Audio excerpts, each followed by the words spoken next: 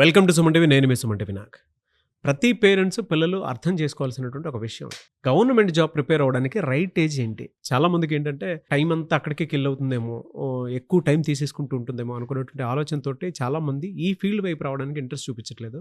ఎందుకంటే వాళ్ళ అవకాశాలు ఎక్కువగా పెరుగుతూ ఉన్నాయి కాబట్టి, అరచేతిలో ఆకాశం ఉంది కాబట్టి, ఫ్రీలాన్స్ ఉద్యోగం దొరుకుతుంది కదా, దాని మీద ఎందుకు అంత ఫోకస్డ్గా ఉంటాం అనుకునేటువంటి ఆలోచనలో ఉండేటువంటి వాళ్ళు చాలామంది ఉన్నారు.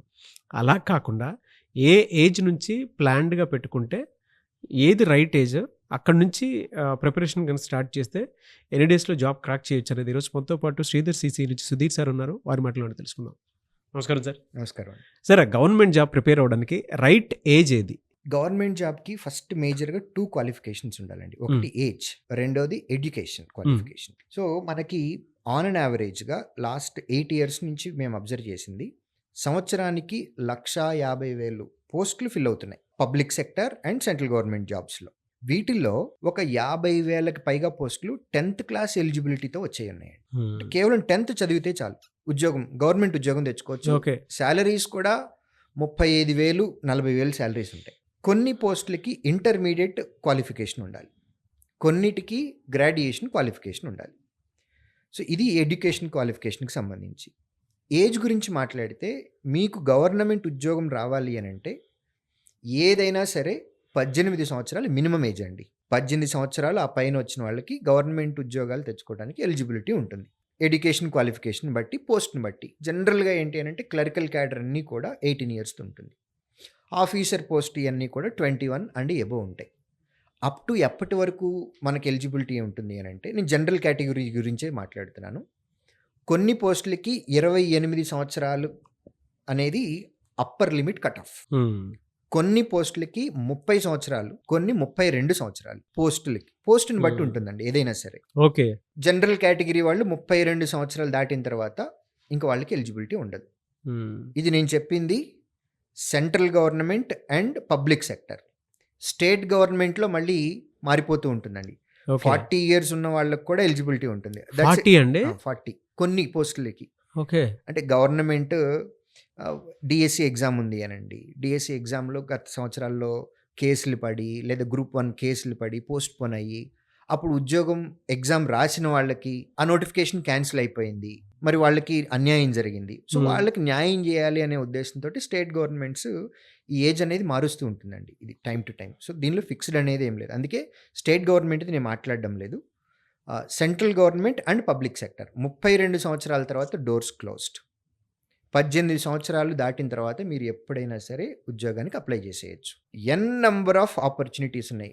గత సంవత్సరం 2025లో వచ్చిన అన్ని నోటిఫికేషన్స్ క్యాలెండర్ ఇయర్ 185,000కు పైగా పోస్టులు ఫిల్ అయ్యాయి. 185,000 పోస్టులకి సంబంధించి డిఫరెంట్ నోటిఫికేషన్స్ 2025లో వచ్చాయి. 18 సంవత్సరాలు అంతకంటే ఎక్కువ ఏజ్ ఉన్న వాళ్ళందరూ అప్లై చేయొచ్చు.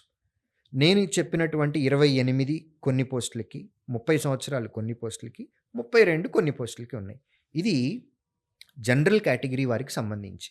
ఓబీసీ కేటగిరీ మన వాళ్ళకి ఇందులో చాలా పెద్ద కన్ఫ్యూజన్ ఉంటుంది. సార్ నాకు బీసీబీ సర్టిఫికేట్ ఉంది, నేను ఎలిజిబులా? సెంట్రల్ గవర్నమెంట్ పబ్లిక్ సెక్టర్కి వచ్చినప్పుడు బీసీఏ, బీసీబీ ఇవి కాదు మనం చూడాల్సింది, ఓబీసీ. ఓబీసీ వారికి మాత్రమే రిజర్వేషన్ ఉంటుంది. సో మీకు బీసీ రిజర్వేషన్ ఉంది, అగ్రీడ్, బట్ ఓబీసీ ఉందా లేదా, అందులో మీరు క్రీమీ లేయరా నాన్ క్రీమీ లేయరా అనేది మీరు చెక్ చేసుకోవాలి. ఒకవేళ ఓబీసీ ఉంది అని అనుకుంటే ప్లస్ 3 years ఏజ్ రిలాక్సేషన్, అంటే 35 సంవత్సరాల వరకు వాళ్ళకి ఎలిజిబిలిటీ ఉంది.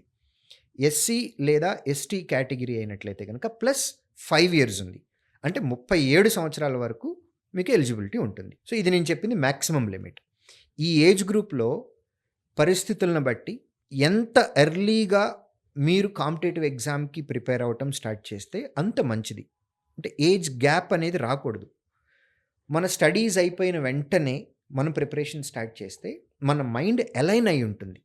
చదువుకోవటానికి, ఎక్కువసేపు కూర్చోవటానికి, ఎక్కువసేపు ప్రాక్టీస్ చేయటానికి మన బాడీ సహకరిస్తుంది, అట్ ది సేమ్ టైం మన మైండ్ కూడా సహకరిస్తుంది.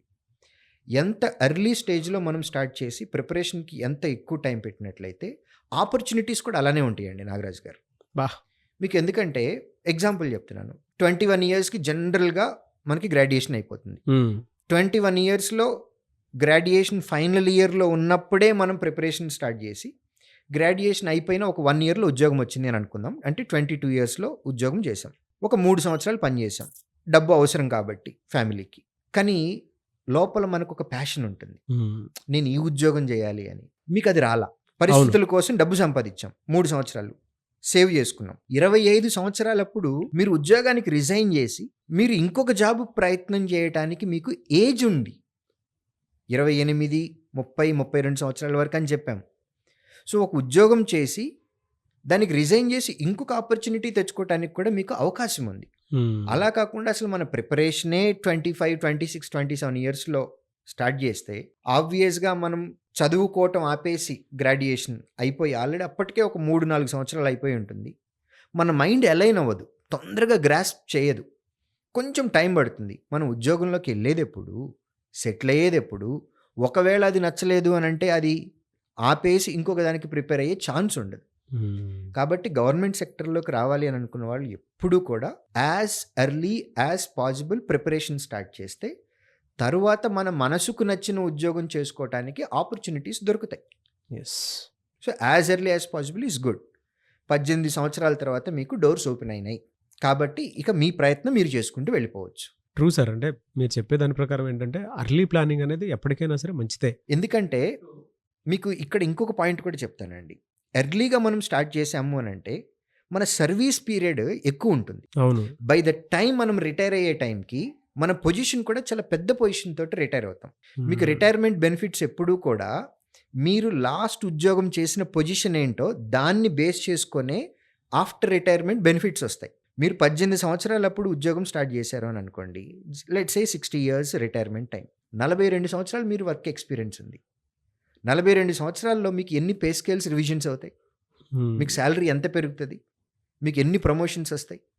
అదే మీకు 24 సంవత్సరాల్లో ఉద్యోగం వచ్చింది అని అనుకోండి, మీకు 18 సంవత్సరాలకి 24 సంవత్సరాలకి మధ్యలో 6 సంవత్సరాల గ్యాప్ ఉంది. దీనిలో కనీసం ఒక ప్రమోషన్ ఉంటుంది, మినిమం ఒక పే రివిజన్ ఉంటుంది. సో మీ రిటైర్మెంట్ టైంకి కూడా మీకు మంచి బెనిఫిట్స్ రావాలి అని అనుకుంటే ఎర్లీగా జాబ్ రావాలి. మీకు పాయింట్ క్లియర్ అయింది అనుకుంటున్నాను నేను. Yes. So as early as possible కనుక మనం ఉద్యోగంలో జాయిన్ అయితే మనకి ఆఫ్టర్ రిటైర్మెంట్ బెనిఫిట్స్ కూడా అలానే ఉంటాయి, కెరీర్ గ్రోత్ కూడా అలానే ఉంటుంది. మీరు చెప్తుంటే మా అబ్బాయిని కూడా అర్లీ స్టేజ్లోనే అంటే ప్రిపరేషన్ పంపిస్తే బాగుంటుందన్న ఆలోచన వస్తుంది నాకు. But anyway sir, thank you sir, thank you so much for the information. Thank you.